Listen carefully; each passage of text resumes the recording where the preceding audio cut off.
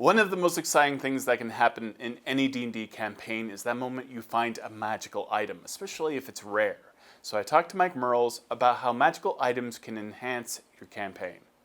I find a lot of the items that I'm drawn to are ones that have really big impacts and that are very flexible.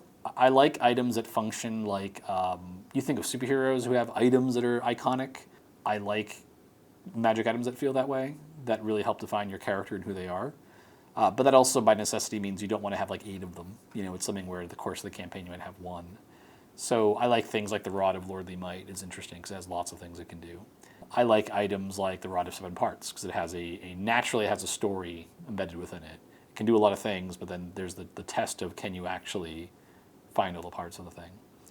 So I like items that change the character in an interesting way, especially in a way that sits outside of like this typical like I'm just gaining experience levels, you know. So like a +2 sword is fine, but a magic sword that lets a fighter become like much smarter than you'd expect and like cast spells, like that's kind of interesting because it's a very different fighter, you know. And it's fun as a dungeon master because then you can put that in the game and you can kind of break the game by giving players things that are too powerful. But you're the one doing it, so you can always just account for it. You know, it's up to you whether you want that in your game. So that's why magic item design is very hard, because I think if you were to, for me at least, if you were to ask me to write a bunch of magic items to publish, I'd probably make items that most DMs really wouldn't find useful, or it would be like, oh, that's too good, right? But to me, that's fun. That's what makes that magic item something fun to strive for as a player.